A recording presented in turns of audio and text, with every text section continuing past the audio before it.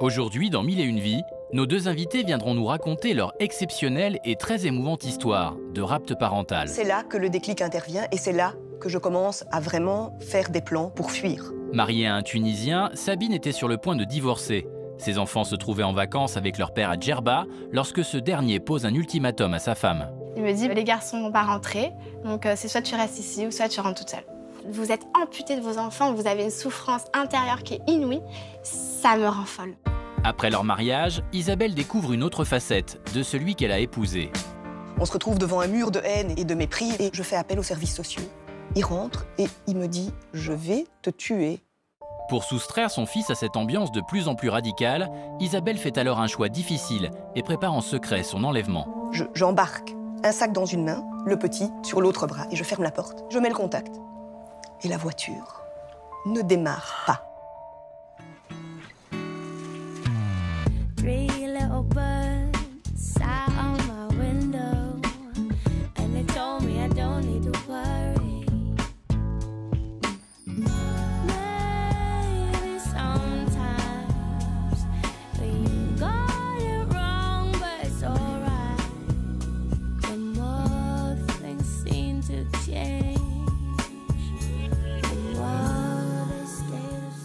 Nos invités aujourd'hui, des femmes souriantes et des femmes fortes, c'est rien de le dire, puisque vous ne vous connaissiez pas avant d'arriver.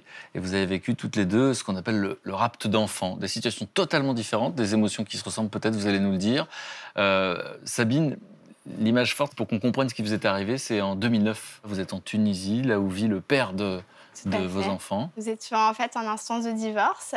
Il me dit, assis-toi, j'ai quelque chose à te dire. Les garçons vont pas rentrer. Donc, c'est soit tu restes ici ou soit tu rentres toute seule. Donc là, j'en ai des frissons, le monde s'effondre en fait. Alors, on fera un flashback effectivement pour parler de la rencontre et pour parler de ces presque 6 années sans voir vos enfants. 6 années, jour pour jour. Et Brigitte, vous êtes la maman de Sabine. C'est ça, oui. Et donc, vous avez suivi très très près tout ça, oui. Tous ces événements. Celui qui était le plus compliqué, l'image la plus forte pour vous, c'est quoi ? C'est quand elle arrive à l'hôtel, parce que je suis allée la rejoindre en Tunisie, et qu'elle arrive à l'hôtel en pleurs en me disant il m'a dit qu'il ne rendrait pas les enfants. Et là, effectivement, ce qu'a dit Sabine, c'est que le monde s'écroule autour de vous. Vous dites c'est pas possible, il va se raisonner, c'est pas possible. Et en fait, c'est la réalité. Bon, c'est allé très très loin, parce qu'on verra qu'il y a eu jusqu'à une grève de la faim. On va en parler dans un instant. Oui. Isabelle, vous, ce qui vous est arrivé, ça se passe en Israël à ce moment-là, et donc vous êtes là aussi, vous avez fait le choix de vous séparer du père de votre enfant, et vous allez prendre beaucoup de risques, puisque vous décidez, vous, de l'enlever. Oui, je décide de l'enlever clandestinement et illégalement, puisque mon enfant n'a pas le droit de quitter le territoire israélien, et donc je franchis la frontière israélo-égyptienne de nuit, avec le bébé caché sous du matériel de plongée, alors que je risque 15 ans de prison pour enlèvement d'enfants. Alors effectivement, 15 ans de prison là-bas, et puis vous avez été condamné par la justice suisse, et on verra que vous avez bénéficié d'une décision historique, oui. D'une instance européenne, on va en parler dans un instant. Et donc précisément, Lynn, vous êtes sa grande sœur, et vous aussi, vous avez pris des risques. Oui, exactement. Vous êtes arrivée dans cette histoire, qui a été là aussi une longue histoire juridique, exactement. De cacher cet enfant. Voilà, alors... J'ai pris plusieurs risques, on va dire, avec mon mari d'abord, parce que suite à certaines décisions juridiques en Suisse, nous avons caché l'enfant hors de la Suisse. En attendant d'éventuelles décisions de justice qui allaient être soit en notre faveur, soit en notre défaveur. Et on ne pouvait pas prendre le risque qu'elles soient en notre défaveur et qu'on vienne m'enlever l'enfant, ce qui était tout à fait possible. Alors on verra effectivement, parce que c'est assez fou ce que vous avez fait. Il y a même un film qui est en préparation sur votre vie. Oui, absolument. D'accord, on va en parler dans un instant. Marc Gégère, c'est vrai qu'on a besoin de votre éclairage, vous êtes avocat, et on a la sensation qu'effectivement, à un moment donné, ces femmes se retrouvent hors la loi, et donc on se demande de quelle loi il s'agit finalement.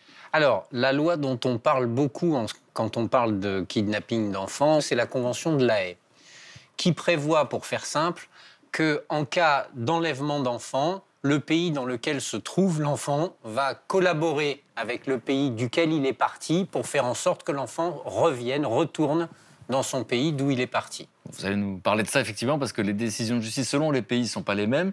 Elles sont difficiles à faire respecter également. Et donc, ça peut expliquer ces comportements, parfois, où on est obligé de sortir du cadre. Sabine, la rencontre, pour qu'on imagine avec qui vous avez fait 2 enfants, vous avez 18 ans. Ouais, je suis Donc, toute jeune. Vous rencontrez qui à 18 ans et vous avez Je quel rencontre projet le représentant de l'agence de voyage avec laquelle je pars avec ma meilleure amie. Au départ, il me paraissait un peu plus vieux parce qu'il a quand même 8 ans de plus que moi. Et puis, au final, on a des points communs, on s'entend bien. Donc, on flirte, effectivement, avant que je reparte de la Tunisie. Et puis, progressivement, j'y retourne, il vient. Mais rapidement, ça devient quand même sérieux. On a un coup de foudre, quoi. Vraiment, c'est quelque chose de... C'est vraiment de l'amour. Et rapidement, on décide d'avoir des enfants, de se poser. Et vous là, vous posez où à ce point-là? En France. C'est-à-dire que moi, j'étais encore étudiante. Et puis, est arrivé le premier enfant. Et ensuite, je décide, quand il a 9 mois, de partir pendant 1 an et demi en Tunisie pour justement permettre que mon ex-mari puisse voir justement son fils plus souvent, qu'on ait vraiment une unité familiale. Parce qu'à ce moment-là, vous décidez de faire un enfant, mais vous habitez quand même chacun dans son pays. Exactement. On a quand même forcément un appartement en France. Mais lui, pour des raisons professionnelles, il a toujours beaucoup voyagé puisqu'il est dans le tourisme, donc forcément. Et ensuite, je me dis, se donner une chance, c'était difficile quand même toute seule qu'avec notre fils. Donc du coup, je pars un peu là-bas. Et ensuite, quand je suis tombée enceinte du deuxième, j'ai décidé vraiment de revenir en France parce que ça ne me convenait pas. Et là commence un peu le premier gros problème, puisque en fait, il n'est pas venu à l'accouchement de mon deuxième enfant. Pour quelle raison à ce moment-là? Il me dit qu'il a du travail. Donc là, je hurle dans la maternité, je vais divorcer. Ça a été le premier déclic, le premier grand déclic. Et vous, Brigitte, pour le coup, vous êtes là à la naissance? Je suis là à la naissance. Pour comprendre la relation que vous avez avec les enfants par la suite, vous êtes très proche dès le départ. Oui. C'est même vous qui coupez le cordon? Ça, c'est pour le deuxième. D'accord. Mais pour le premier, j'étais là. Et vous habitez à 100 mètres? C'est ça. Ouais. Oui. Donc ça veut dire très présente pour garder les enfants. Voilà, elle continue ses études. Donc en fait, j'étais tout le temps à côté d'elle pour l'aider. Elle était toute seule, c'est compliqué quand on vient d'accoucher en plus. Donc faire les courses, le ménage, enfin l'aider quoi. Et donc de profiter de ce petit bonhomme et de bien en profiter. Alors on va voir que ce que vous avez vécu, c'est le pire pour une mère parce que vous allez être séparée de vos enfants pendant presque 6 ans. Mais au début, la séparation est cordiale. En fait, c'est ce qu'on avait imaginé. On s'aime plus de l'amour qu'il faudrait entre 2 parents. On a des enfants, on va être grand et intelligent. Sauf que ça, c'était d'un seul côté et on va se rendre compte qu'effectivement, non, tout était prémédité. Et le fait que je demande le divorce, ça a été un tel choc pour lui que du coup, il a pris le parti d'enlever les enfants juste pour m'embêter moi. En fait, c'est vraiment une vengeance. Effectivement, et à ce moment-là, vous vous doutez de rien. Vous dites alors non, c'est ça. C'est-à-dire que c'est le jour où j'ai posé un pied en Tunisie que j'ai vu que la maison n'était plus la même, que ce regard, j'ai cru qu'il allait me tuer. C'est-à-dire que je suis arrivée en Tunisie et j'ai senti qu'il allait se passer quelque chose. Alors, on va voir ce qui s'est passé effectivement juste après. Isabelle, donc vous êtes en Israël. Vous étiez dans le récit, c'est ça? Oui. Qu'est-ce que vous ressentiez d'ailleurs en écoutant? Je suis très frappée par ce côté de préméditation et de vengeance. Je trouve que c'est quelque chose de terrible à vivre quand même. On arrive en pensant qu'on va récupérer ses enfants et on se retrouve devant un mur de haine et de mépris et on se rend compte que ça va pas du tout se passer comme ça et qu'on va s'embarquer dans une épopée terrible probablement. Alors Isabelle, vous vivez donc en Israël. Vous rencontrez le père de votre enfant. Il est prof de sport, c'est ça? Oui, c'est ça. Il est prof de sport, acteur, comédien à 16 heures. Il fait de la pub et c'est quelqu'un de très charmant, évidemment. Et donc, ce qui est assez incroyable dans votre histoire, c'est qu'on va voir que lui a commencé à s'intéresser à la religion très très près, et vous y êtes un peu pour quelque chose. Oui. Alors, bien évidemment, nous sommes juifs tous les deux. Et moi, j'ai reçu une éducation très libérale, mais quand même traditionnelle, alors que mon ex-mari n'avait pas du tout reçu, paradoxalement, en Israël, pas du tout reçu d'éducation religieuse, quelle qu'elle soit. Et un jour, à l'occasion d'une des fêtes juives, je me suis rendu compte qu'il n'avait jamais mis les pieds dans une synagogue. Je lui ai dit, ça t'intéresserait pas d'aller voir un peu comment ça se passe? dans une synagogue, les grandes fêtes, la tradition, le rituel, c'est magnifique. Avant de savoir ce qui s'est passé, je vois Lynn qui lève les yeux au ciel quand elle vous entend. Parce que vous êtes convaincante. C'est ça, à quoi vous pensez quand vous écoutez? En fait, le départ, c'est un jeune homme tout à fait sociable, agréable, affectueux, communicant, communicatif. C'est incroyable d'être arrivé à un tel degré de fanatisme, il faut le dire. Alors vous avez vu la progression, mais c'était rapide. C'est-à-dire qu'en fait, il vous écoute au début. Oui. Il va faire quoi concrètement au début? Il va assister à des offices de Shabbat, donc du jour de repos juif, dans les synagogues du quartier. Et il est revenu à la maison, et j'ai vu qu'il avait des étoiles dans les yeux. Je lui dis alors, tu es allé à l'office, ça t'a plu? Il m'a dit c'était bien, il m'a dit c'était mieux que ça. C'était extraordinaire. Je dis ah bon, bah, écoute, c'est parfait. Et ce soir-là, on est allé au cinéma et je n'ai plus pensé du tout à ce qui venait de se passer. Et petit à petit, voilà, il a commencé à s'intéresser de plus en plus près à la religion, à cet héritage, et je n'ai rien compris. Avec le recul, il y avait des petits signes? Alors, il a commencé à s'intéresser un petit peu à la tradition, à la religion, à la Torah. Petit à petit, il m'a demandé, très très gentiment et avec beaucoup de respect, si ça m'ennuierait d'allumer les bougies le soir de Shabbat. Et puis il m'a demandé petit à petit, est-ce que ça... À l'époque, j'étais fumeuse, il m'a dit, est-ce que ça t'ennuierait de ne pas fumer Shabbat? Et il vous demande à chaque fois, est-ce que ça te dérange? Voilà. Et petit à petit, comme ça, de plus en plus de choses. Est-ce que tu serais d'accord qu'on mange cachère à la maison? Et je lui ai dit, mais pourquoi pas? Et donc jusque-là, vous dites pourquoi pas, vous avez le sourire. Oui. À partir de quel moment les choses vous conviennent moins? Oui. Je dirais, les choses se sont vraiment précipitées à partir de la naissance de notre fils. Qu'est-ce qui s'est passé? J'avais un très très bon job dans une multinationale en Israël. Et lui, il était prof de sport. Et prof de sport, enfin déjà, je pense que ça ne gagne pas grand-chose mondialement, mais en Israël, c'est vraiment pas avec un salaire de prof de sport qu'on peut faire vivre une famille. Donc, on a fait nos comptes et je lui ai dit, écoute, moi, je vais reprendre le travail. Ton salaire va tout juste nous permettre de payer les frais d'une nounou. Et là, il m'a regardé, il m'a dit, je me suis occupée des enfants des autres pendant des années dans des écoles, je peux m'occuper d'une autre. Et je me suis dit, mais c'est super. Et c'est là que les problèmes ont commencé, parce que c'est à ce moment-là qu'il s'est fait harponner par son mentor, qui était un rabbin, qui a fini par vraiment lui laver le cerveau, malheureusement. Mais à quoi vous avez vu ça concrètement? Il était de plus en plus détaché de notre vie de famille. Le deal, c'était qu'il allait prier le matin. Il s'est très, très, très vite mis dans une pratique religieuse très, très stricte. Et moi, je dois dire que je l'ai suivi, je le suivais du mieux que je pouvais. C'est-à-dire que j'ai accepté de garder la maison cachère, de respecter le Shabbat, de ne pas parler à ma famille, de ne pas conduire, de ne pas voir mes amis durant le Shabbat. Et donc lui, le matin, il allait prier très tôt et il passait de plus en plus de temps dehors et de plus en plus de temps à des études religieuses et il passait de moins en moins de temps à la maison. Donc, et ça devenait très, très, très, très difficile d'avoir une vie de famille dans ces conditions-là. Pour le temps partagé, finalement, c'est une sorte d'absence. Et puis, il va y avoir des principes de plus en plus fermes. Oui. Les exemples que j'ai à l'esprit sont vraiment des catastrophes. Le bébé qui avait tout juste 1 an s'est mis à faire des convulsions fébriles quand il avait de la température. Et devant soi, on a un mari qui nous dit Dieu aidera. On va attendre la fin de Shabbat. Alors que le petit est en train il risque des séquelles neurologiques irréversibles. Moi aussi, il a mis ma vie en danger. J'avais besoin d'être opérée d'urgence de la vésicule biliaire. Je suis arrivée à l'hôpital, on m'a emmenée au bloc.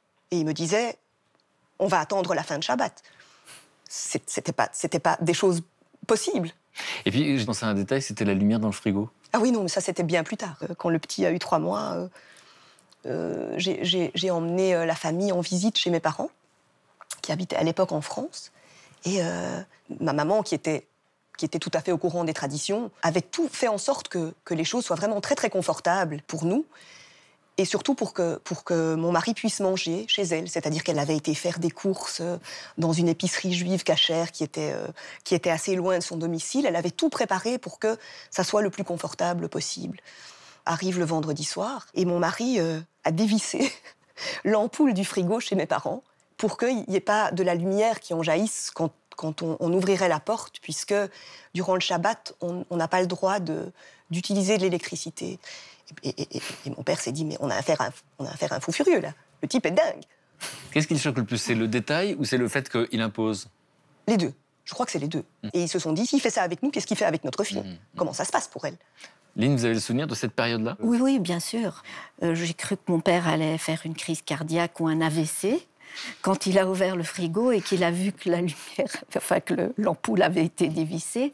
Lui qui était tout à fait athée, ça l'a irrité. Et puis, il a eu une angoisse fondamentale. Il s'est dit, dans quoi ma fille s'est-elle fourrée? Qu'est-ce qui va lui arriver? Et c'est quand vous venez en Israël que vous découvrez des choses qui vous choquent un peu plus finalement? Parce que là, il est chez lui. Oui. Alors là, il avait déjà glissé un peu plus vers son fanatisme. Et donc, il s'habillait déjà différemment, la barbe avait poussé. Il n'était plus du tout ouvert à une discussion. Il nous évitait, sa femme comme moi, comme sa belle-sœur.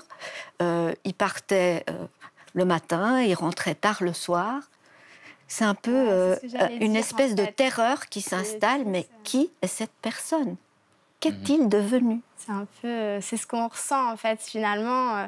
C'est un mur. On ne reconnaît plus les gens et c'est ça qui est difficile de se dire que la personne qu'on a aimée, avec laquelle on a fait des enfants, comment finalement peut devenir comme ça, qu'un jour on se réveille, on se dit mais... Je ne reconnais pas cette personne. Oui, Voilà. un jour on se réveille. C'est ça. C'est exactement ça. Et ce jour, vous vous en rappelez d'ailleurs, c'est une réflexion. Oui, c'était un matin de printemps, il fait très chaud à Tel Aviv, hein, c'est un matin on est au mois de mai, donc la température extérieure frôle déjà les 30 degrés centigrades.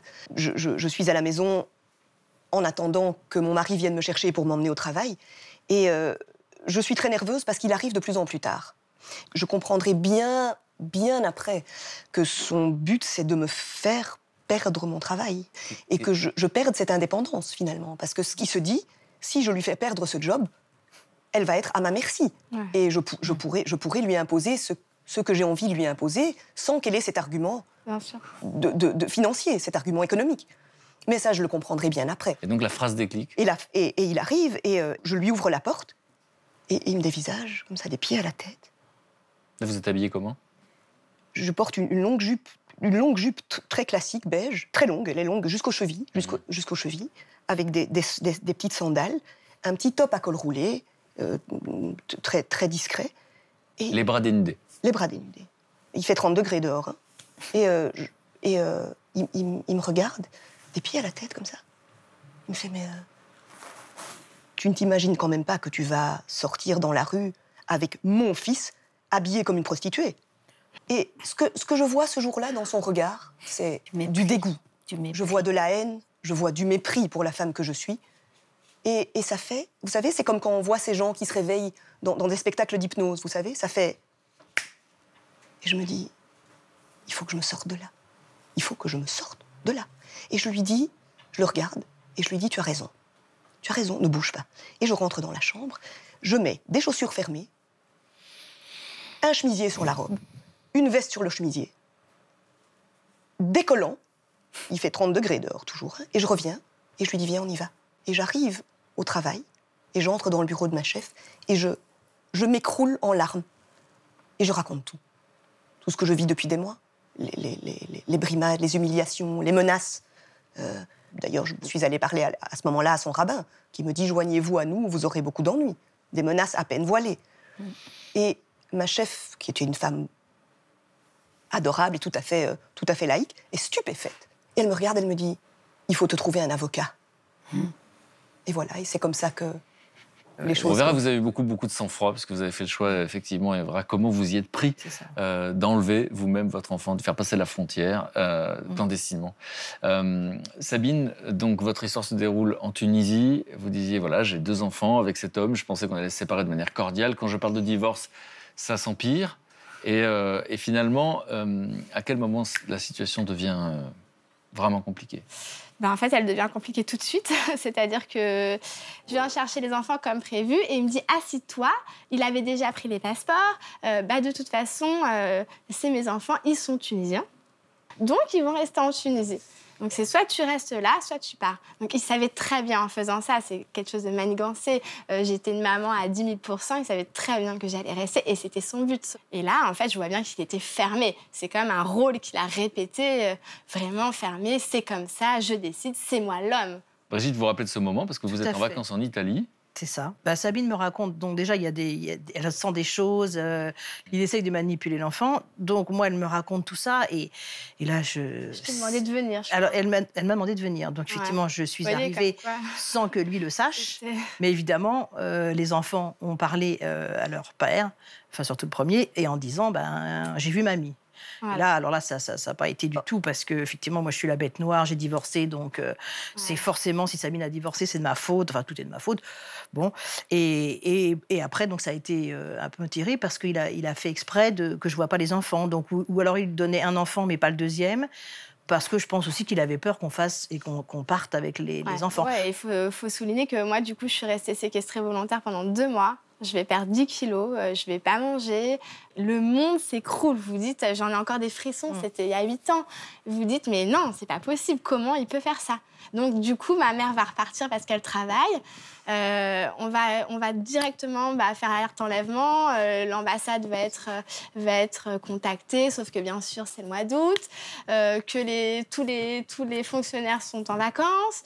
On se retrouve face à des murs. Parce que là, en plus, vous êtes sur son territoire et la loi est pour lui. Alors, en fait, c'est-à-dire qu'il y a eu déjà des articles de journaux. Donc là, directement, il a tiqué et directement, il a fait tout ce que j'ai fait. Il va aller voir le juge en Tunisie en disant « Ah, ma femme, on habite en France, mes pauvres enfants tunisiens, elle veut les enlever. » Et badaboum. Donc, il y a des gens qui viennent, qui me forcent à signer des choses en arabe. J'ai des pressions monstres. Et moi, je me battrais. Parce que dans un premier temps, il obtient la garde exclusive. Alors, il obtient une espèce de garde où j'ai le droit de les voir 1 fois par mois, 1 heure. Enfin, un truc complètement délirant. Mais il voulait que je reste, en fait, à vie. Si vous voulez, son but, c'était je mangeais plus, j'étais plus vous restiez sous le même toit. Ah oui. Parce que quand vous restez il me pendant mettait 2 mois... dans une chambre, en fait. Donc, tu vas sortir là où je te dis, tu vas aller à l'hôtel, parce qu'il était dans le tourisme, pour qu'on te voie là où... Donc, un peu cette espèce de fanatisme. Pourquoi pour qu'on te voie? Parce qu'on est une famille unie, on s'aime. Vous voyez, ce côté un peu marionnette, parce que ce qui n'est pas supportable pour lui de divorcer, c'est au-delà d'une histoire d'amour qui s'arrête, il y a aussi le regard des autres. En fait, il a une femme qui est belle, il a des enfants qui sont beaux, qui sont intelligents. Donc, imaginez cette fierté d'avoir cette femme qu'il montre à tout le monde. Puis dans le milieu du tourisme, enfin, c'est quelque chose d'important pour lui. Donc, vous imaginez, elle lui dit qu'elle divorce et qu'elle ne veut pas rentrer, qu'elle ne veut pas vivre en Tunisie. Pour lui, il va perdre la face. Excusez-moi, à ce moment-là, vous n'êtes pas divorcée encore? En fait, on était en instance de divorce. C'est-à-dire que la procédure était déjà lancée. Et si vous voulez, là, il va justement préméditer parce qu'on a eu des relevés de banque prouvant qu'il était venu en France, qu'il avait été prendre des actes de naissance. C'est lancé, mais en même temps, il va vraiment prendre toute la loi pour lui parce qu'il sait très bien qu'en Tunisie, on n'applique pas la Convention de la Haye. Justement, on a des conventions bilatérales qui sont signées par les 2 États. On en parlait tous. Voilà, mais justement, bien sûr, on ne va pas les appliquer. Ça serait trop facile. Donc, de toute façon, il sait très bien qu'il peut faire ce qu'il veut, ce qu'il va faire pendant 6 ans. Quand il y a une convention bilatérale, normalement, elle s'applique. Ça veut dire que le même droit est appliqué en France et dans l'autre pays, ce qui est rarement le cas. Et sinon, comme en Tunisie, ce qui se passe, c'est que le père va essayer de prendre de vitesse la mère, chacun initiant une procédure dans son pays d'origine et parfaitement justifiée. Notre invitée, parce que tout simplement ses enfants sont nés en France, d'un parent français, elle est donc parfaitement en droit de justifier de la saisine des juridictions françaises. et le père, lui, tunisien, avec des enfants où les règles de binationalité font que parfois les enfants ont la double nationalité, et lui revendique le statut de ses enfants résidant de plus en Tunisie pour dire il faut faire fixer les droits des enfants. Et là où ça devient absolument inextricable, c'est quand les deux décisions sont rendues, la France disant mais moi, les enfants, ils mettent un pied en France, c'est pour moi, il n'y a pas de problème, on appliquera mon jugement. Mais tant qu'ils sont là-bas... Et tant qu'ils sont là-bas, la Tunisie disant « Je suis un pays souverain, j'ai mes lois, et elles s'appliquent dans mon pays auprès de mes résidents, donc ces enfants sont soumis à ma loi. » Ils essayent de jouer de ça, de se dire « Ah bah non, ils sont que tunisiens. Ma femme, il a été jusqu'à donner des faux papiers comme quoi je travaillais là-bas. » Enfin, ça a été vraiment très loin. Je suis résidente, je suis la Française qui va enlever ses enfants. Enfin, elle veut faire ça. Par contre, ce qui est très frappant d'un côté comme de l'autre, c'est qu'il y a une nécessité absolue de ces pères de conserver un statut social et une apparence sociale qui, pour eux, est fondamentale. En Israël, un père qui n'est pas capable de faire respecter les règles dans son propre foyer ne peut pas être considéré par ses pairs. Là, quelqu'un qui, en plus, devient quelqu'un qui est proche des Européens, des continentaux, donc c'est déjà un statut un peu supérieur en Tunisie. Et du coup, de perdre la face comme ça vis-à-vis de tout le monde, c'était quelque chose qui n'était pas en... C'est-à-dire qu'au-delà de l'histoire de couple, il y a une sorte de peur de l'humiliation de la part du père, finalement. Ah, mais c'est tout à fait sociale ça. qui va montrer qu'ils vont jusqu'au bout. Alors, ce qui se passe, c'est que vous restez 2 mois sous le même toit, dans cette situation intenable. Ouais, je rentre, je suis... Et donc là, vous rentrez, et ce qui est fou, c'est que vous n'allez plus revoir vos enfants pendant très longtemps. C'est ça. C'est-à-dire qu'en fait, ils sentaient j'avais quand même des contacts téléphoniques, ils sentaient que je perdais la face, que j'étais en train de me laisser... Votre famille? Ma famille, les amis. Ils sentaient que je me laissais un peu mourir. C'est-à-dire que là, il fallait me faire rentrer. Et ils m'ont dit, mais tu pourras pas te battre ici. Reviens, on va se battre. Enfin voilà, ils ont essayé C'est votre position à l'époque, Brigitte? C'est ça. Et donc là, vous vous retrouvez dans votre appartement, sans les enfants. Bah là, vous êtes amputé, quoi. Je vais pas pleurer. C'est le vide, quoi. C'est-à-dire que vous vous dites finalement, vous étiez comme dans un cauchemar là-bas, mais vous n'étiez pas dans la vraie vie. Et c'est pour ça qu'ils m'ont fait revenir. À ce moment-là, ils ont quoi, quel âge? Ils ont 2 ans et demi et 5 ans et demi. Et en Tunisie, vous les voyez tous les jours? Non, non, parce qu'il les prenait. Moi, j'étais dans une chambre, je m'enfermais à clé, je cachais mon passeport. Enfin, ça a été... je mangeais des bonbons. Enfin, donc vous ne voyez même pas le petit. C'est-à-dire qu'ils les écartent justement pour la pression. Il les emmène pour les séparer. Ce qu'il veut, c'est qu'il commence déjà l'aliénation parentale. Donc en fait... L'aliénation parentale, c'est qu'en fait, il va commencer à... C'est du bourrage de crâne, pour dire ça plus simplement, de façon extrême, quoi. C'est de dire des choses, ta mère ceci, ta mère cela. Il faisait dormir le premier sur une serviette à côté de lui en pleine nuit, il le réveillait pour le faire dormir en disant tu dors à côté de moi sur une serviette sale parce que ta mère veut pas que tu dormes dans le lit. Enfin, tu reprendras pas l'avion. Du dénigrement, c'est ça? C'est ça. C'est ça l'aliénation parentale. La culpabilisation? Il leur dira même que je suis morte dans les premiers mois. Quand justement je vais partir, il va leur dire que je suis morte. Ça, c'est un grand classique, pardon. Oh mais c'est tellement violent. C'est absolument abominable. Des enfants, ensuite, se rendant compte que c'est pas vrai, partant en courant, croyant voir un fantôme, alors que c'est la mère qui vient les chercher à l'aéroport. Et ça, pour un enfant, il faut bien comprendre que chaque fois qu'on dit à un enfant du mal de l'un de ses parents, celui à qui on fait le plus de mal, c'est à l'enfant. Bien sûr. Et il y a une souffrance incroyable qui s'opère dans ces situations-là à cause de ça. Et on verra que finalement le combat n'est pas venu tout de suite. Au début, vous êtes un peu sidéré en fait par la situation. Vous êtes encore dans la sidération parce que vous vous dites non mais Sabine, dans une semaine ils sont là. Enfin, vous voyez n'arrivez pas à y croire. Cet état de sidération parce que ça vous paraît tellement injuste. Mes enfants sont à l'école là, je travaille là, ils ont été enlevés. Bon, vous voyez, c'est normalement, la justice va reprendre ses droits. Oui, vous vous dites, ok, ça dure 1 semaine, 2 semaines, mais on me disait à l'époque quelques mois. Mais si j'avais su que c'était 6 ans, je n'aurais pas pu. Et donc, vous vous rappelez des premières fêtes de famille? Vous dites tous les jours, c'est une obsession pour vous aussi? Complètement. Tout vous rappelle les enfants, vous savez, ne serait-ce qu'une pub pour un enfant à la télé. Moi, je suis restée, encore maintenant, ça se passe là, mais depuis qu'ils sont rentrés. Mais pendant des années, dès que j'entendais un enfant pleurer, j'étais paralysée. C'est-à-dire, j'en ai des frissons de vous dire ça, parce que je ne pouvais pas supporter le cri d'un enfant, parce que ça me rappelait trop quand on quittait les enfants et que le plus petit pleurait en réclamant sa maman, puisque lui ne comprenait pas du tout ce qui se passait. Et là, c'est d'une violence. Et puis, c'est surtout Vous ne savez pas du tout, vous, dans quel état ils sont, comment ils vivent, par qui ils sont gardés, est-ce qu'ils sont aimés? Parce qu'après, il y a des choses matérielles, ça, c'est pas très gênant, mais est-ce qu'ils sont aimés, est-ce qu'ils sont câlinés? Est-ce qu'ils... Enfin, on les imagine forcément malheureux. Et, excusez-moi, qu'est-ce qui se passe pendant cette période? En fait, moi, contrairement à d'autres, juridiquement, je me suis battue, même en Tunisie, donc je suis allée dans tous les tribunaux. J'étais la bête noire à abattre, sauf que je voulais garder la face, donc j'y allais. Je me déplaçais dès qu'il y avait des audiences. Dans un premier temps, on juge de l'incompétence, puisqu'on était mariés en France, qu'on avait déjà demandé le divorce, sauf qu'il y a l'incompétence. Mais il ne se passe rien. L'incompétence, c'est-à-dire? C'est-à-dire qu'en fait, les juridictions tunisiennes se déclarent incompétentes. Je ne suis pas compétent territorialement, puisqu'on ne peut pas saisir la justice qu'on veut, le juge qu'on veut. C'est une question de compétence territoriale, c'est en fonction de l'endroit où on réside notamment, et pour les enfants, c'est le cas.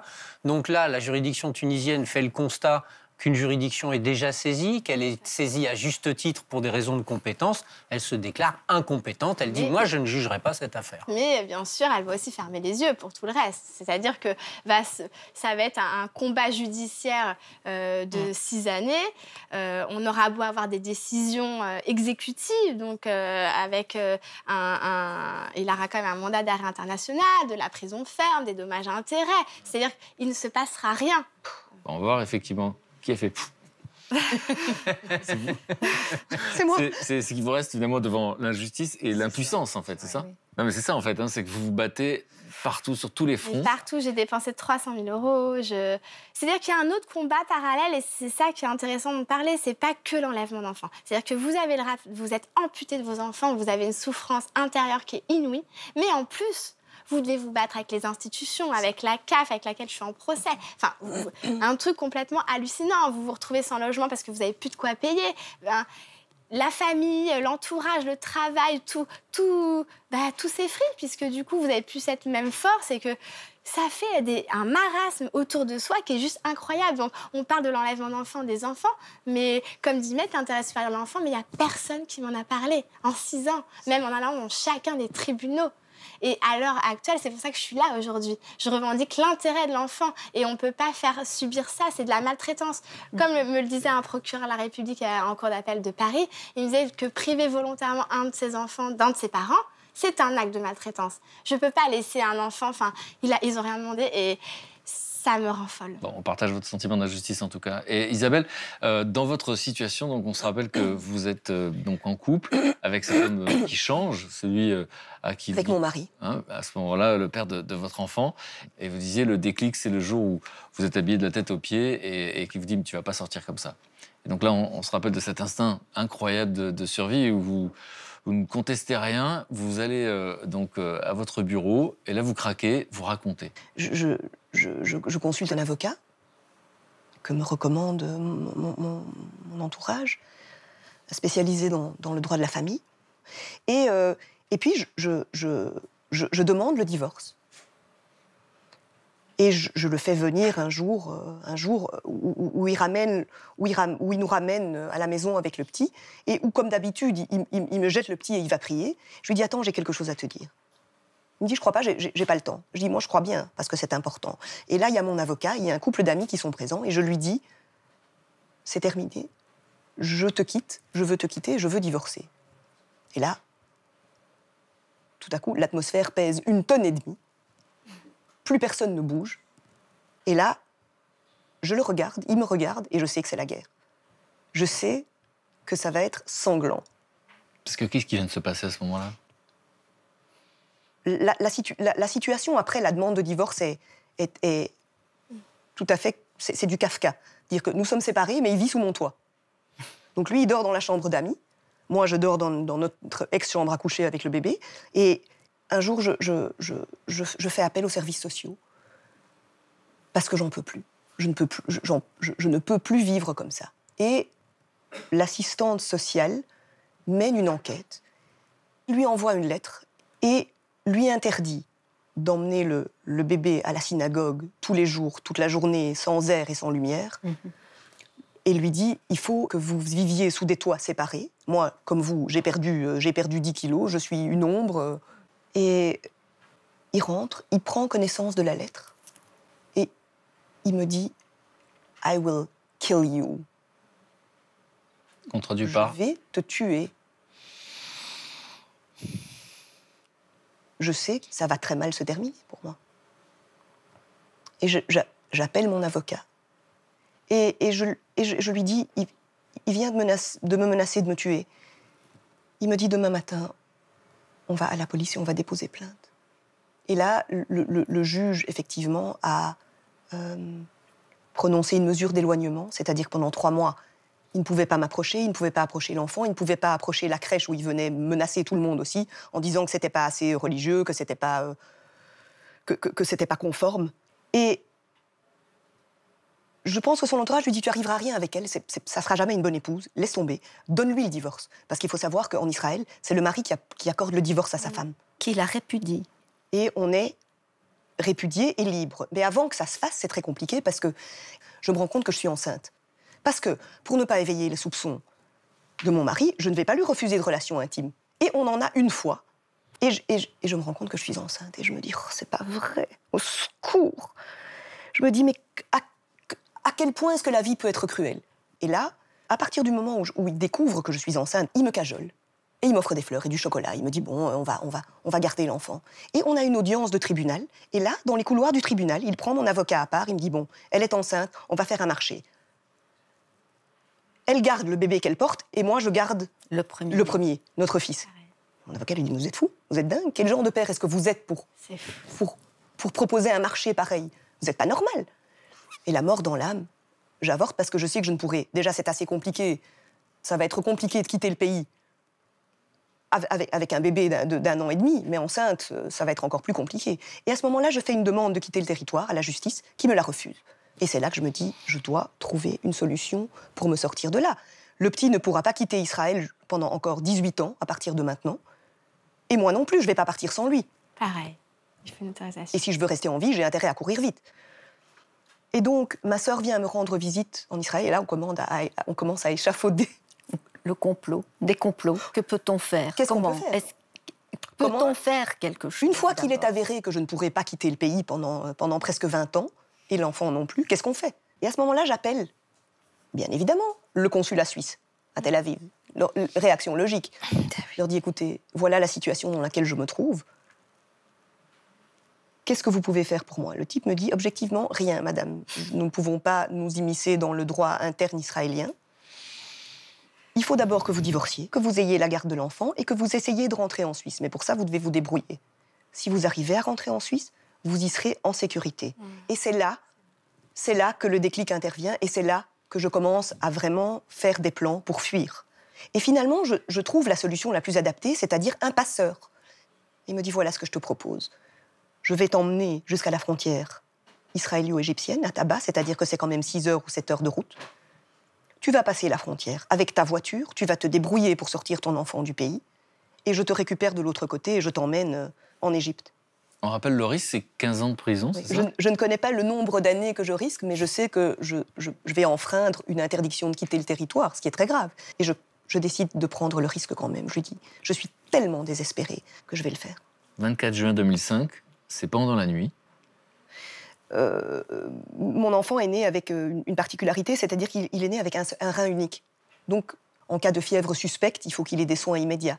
Et on a tout organisé. Ma sœur m'a envoyé des billets d'avion. Je me suis débrouillée pour retrouver dans les affaires de mon mari son passeport, que j'ai passé à la déchiqueteuse, pour éviter qu'il puisse nous suivre s'il se doute de quelque chose, parce que le temps qu'il se refasse faire un passeport, on sera déjà, avec un peu de chance, en sécurité. J'ai tout prévu. Ça me prend des mois à tout organiser. Tout est en règle. J'ai fait faire une procuration à mon avocat pour qu'il puisse fermer mes comptes en banque. Tout ça dans le plus grand secret parce que... Parce que vous savez, vous quittez définitivement ça fonctionne. Je sais que si ça fonctionne, je ne reviendrai jamais.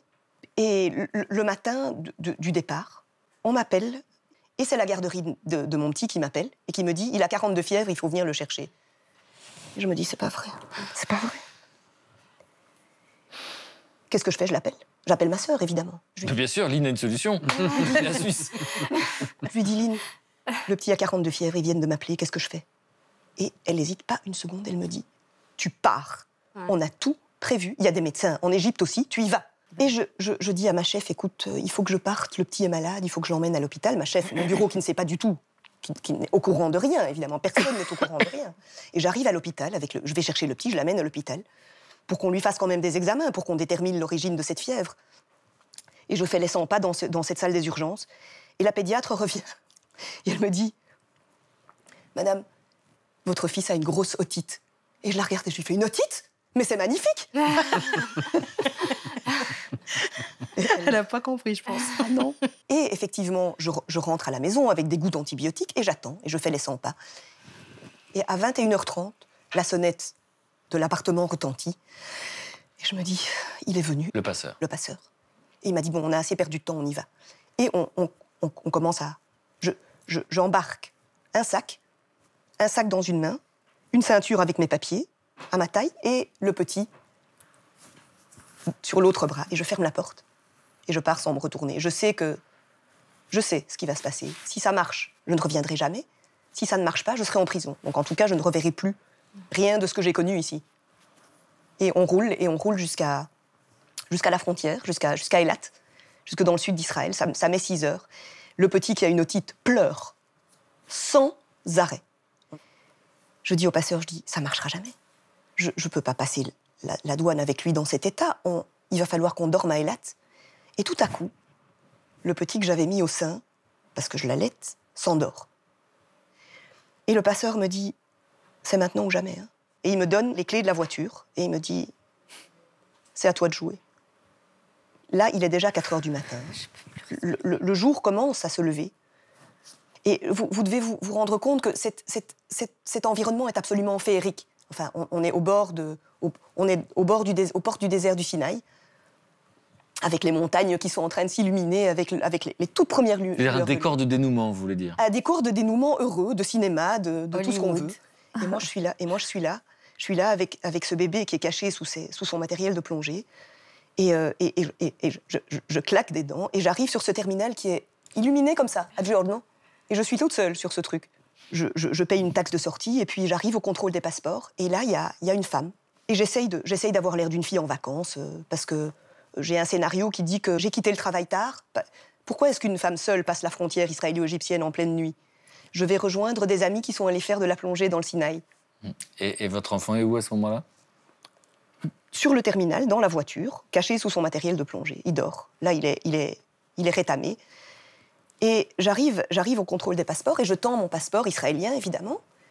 Et la fille, elle prend mon passeport, et elle regarde le passeport et elle me regarde. Et elle regarde le passeport et elle me regarde. Il commence à pionnetter sur son ordinateur et moi je me dis, je vais tomber dans les pommes. Je vais tomber dans les pommes. Et je commence, j'ai tellement peur que je commence à saigner du nez. Je me dis, c'est pas vrai. Et là, j'ai vraiment l'impression que je vais tomber dans les pommes. Et tout à coup, elle met le stempel et elle me rend mon passeport et elle me dit bon voyage. Et là, j'avais un chewing-gum que je mâchais désespérément en essayant de me donner une contenance et je suis tellement soulagée que j'avale le chewing-gum, évidemment, et je commence à avoir le hoquet. Et je retourne à ce terminal avec le mouchoir ensanglanté, en octant, et je me dis mais comment est-ce possible qu'il ne voit pas l'état dans lequel je me trouve? Comment est-ce possible? Et je retourne dans la voiture et je regarde dans le rétroviseur et qu'est-ce que je vois? Le bébé a bougé et on voit dépasser d'en dessous du matériel de plongée une petite main et un petit pied. Et il n'est évidemment pas question que j'aille les remettre. La police des frontières est en train de me regarder dans mon dos. Et je me dis, bon, il faut que j'y aille. Mais non, j'ai plus le choix. Je dois avancer. Je ne peux pas rester là. Il faut que j'y aille. Et je mets le contact. Et la voiture ne démarre pas. Et je remets le contact et il ne se passe rien. Et je vois déjà que... Je me dis, bon, maintenant, ils vont venir m'aider à démarrer la voiture. Ils vont être gentils. Ils vont venir me demander ce qui se passe. Ils vont venir essayer de m'aider à démarrer la voiture. Et ils vont voir le bébé. Et là, c'est fini. C'est fini pour moi. Et je remets le contact. Et la voiture démarre. Et j'arrive au 3e contrôle pour sortir du pays. Et là, c'est de nouveau une femme. Et je baisse ma vitre et elle prend mon passeport et elle commence à faire le tour de la voiture. Et là, je vois la barrière « Welcome to Egypt » à 1,5 mètre. Et cette barrière est à 1,5 mètre. Elle me semble être à des années-lumière de moi. Et je me dis, c'est pas fini encore. c'est pas encore fini. Et elle regarde les pneus, elle regarde le... Et je me dis, mais comment est-ce possible qu'elle ne voit pas le petit? Parce qu'il n'est pas dans le coffre, il est sur le haillon arrière. Évidemment, je ne l'ai pas enfermé dans le coffre. Il est sur le haillon, dans son sac de plongée. Et je suis là, et je me dis, cette fois, je vais m'écrouler, je vais mourir ici, d'une crise cardiaque. Et elle revient, elle me tend le passeport, et en hébreu, elle me dit, Isabelle, amuse-toi bien dans le Sinaï. Passe un bon séjour. Et je lui réponds en hébreu, je lui dis, je te souhaite une excellente journée aussi. Et la barrière se lève. Et j'avance vers le douanier égyptien, auquel je tends mon passeport suisse, pas mon passeport israélien. Et il me dit, « Ah, Switzerland, it's the best !» La Suisse, c'est le mieux. Et je lui dis, t'as raison. Et je me dis, je suis libre, enfin libre. Que je crois. Bon. Et on va voir effectivement que pour vous, c'est un dénouement, et pour vous, c'est le début des inquiétudes. On va en parler dans un instant. Bon, Sabine, votre réaction? Bah, je suis bouleversée parce qu'il y a plein de choses comme ça qui ressurgissent que j'ai voulu enfouir, je pense, pendant toutes ces années pour pas craquer. Et du coup, là ça ressort et je lui tire mon chapeau. C'est magnifique parce qu'on a aussi tenté... Elle a eu une chance par rapport à vous. Oui, mais on a tenté aussi... C'est qu'elle a son enfant à garder et ça. pas à récupérer. Oui, mais en fait, on a tenté aussi des choses horribles. Rien avec rien. On a tenté des trucs. Le bateau s'est fait... prendre dans la mafia sicilienne, enfin des trucs pareils. Vous n'avez pas peur parce que vous n'avez pas le choix, mais du coup j'en ai encore la chair de poule parce que effectivement moi j'en ai deux, j'ai 2 enfants. Pareil, il a fait du chantage. Bah tu prends celui-là, je garde l'autre, je te donne de l'argent. Enfin toutes ces choses-là et de se dire que j'étais tellement pas la bienvenue. C'est-à-dire que moi, en Tunisie, j'étais vraiment la femme à abattre. Effectivement, on va essayer de résumer ce qui a suivi, parce qu'après avoir vécu 2 mois sous le même toit que le père de vos enfants, vous rentrez en France sans les enfants. Exactement. Donc on l'a dit, un vide terrible, indescriptible, indicible. Et puis, vous allez vous retourner vers tout ce qui est possible. Donc la justice française, qui à un moment donné va vous confier la garde des enfants? Oui, en fait, dès le départ, il y a des référés. En fait, on a notre justice. C'est-à-dire que dès le départ, on a tout, notre justice. Bon, sauf qu'elle n'est pas appliquée, ça n'est pas applicable, on l'a vu. Et donc, du coup, qu'est-ce que vous allez mettre en œuvre? Parce que finalement, vous décidez de médiatiser à un moment donné, en vous disant, c'est l'opinion publique qui va nous aider? C'est ça, en fait, on se dit tellement que c'est injuste qu'ils peuvent nous aider, que les gens peuvent faire des manifestations, qu'on soit plus nombreux. Donc, en fait, on multiplie les actions comme on peut, avec les leviers qu'on a. Alors, on regarde, parce qu'aujourd'hui, vous êtes dans le sourire, on regarde un extrait du journal de 20h à l'époque, vous n'avez pas encore récupéré vos enfants. D'accord. Voilà plus de 4 ans que Sabine Brutto prépare le retour de ses 2 fils. C'est leur chambre qui a été laissée à 2 ans et demi, 5 ans et demi. Donc, effectivement, il y a toujours les mêmes jouets, les mêmes affaires. Chaque année, leur mère achète des vêtements pour qu'ils soient à la bonne taille. Les gens ne se rendent pas compte, c'est-à-dire qu'ils me voient courageuse, me battre à droite, à gauche. Mais en fait, le soir, les lumières s'éteignent et vous êtes seule. Sabine Brutto porte aujourd'hui ses enfants constamment sur son dos. Elle a rendez-vous ce jour-là avec son avocate. Bonjour Sabine. Vous allez bien? Ça va et vous? Les 2 femmes doivent rencontrer l'ambassadeur de Tunisie à Paris pour la première fois. Elle compte leur montrer le dossier. 4 années de procédures judiciaires tous azimuts, aujourd'hui arrivées à leur terme. L'ambassadeur fait savoir qu'il n'honorera pas son rendez-vous, mécontent du désordre. Qu'à cela ne tienne, Sabine Brutto reviendra, prête à tout, pour retrouver ses enfants. Donc ce jour-là, on vous ferme la porte, ça vous arrive souvent, mais vous revenez. Toujours. Pendant la grève de la faim, ils ont... Alors justement, vous décidez à la suite de ça. Alors en fait, oui, c'est-à-dire qu'on avait déjà reporté une première fois. Le gouvernement essaie de m'amadouer, mais Madame Brutto, non, vous pouvez pas faire ça. Enfin, en fait, on a essayé d'étouffer l'histoire. Et au départ, si vous voulez, vous tenez toujours des propos bien gentils avec les gens, vous essayez de rester dans le moule. Et au bout de quelques années, j'ai compris que ça ne servait à rien. Donc, comme l'année d'avant, ils ont réussi à me faire « non, Sabine, vous êtes trop faible, vous pouvez pas faire la grève de la faim ». Rien n'a avancé. Et j'ai dit qu'à cela ne tienne, le 24 décembre, je fais la grève de la faim. J'alerte les médias, donc ils sont là. Et Brigitte, vous vous rappelez de cette période? Ah oui, je m'en souviens parce que moi, je voulais pas qu'elle fasse la grève de la faim.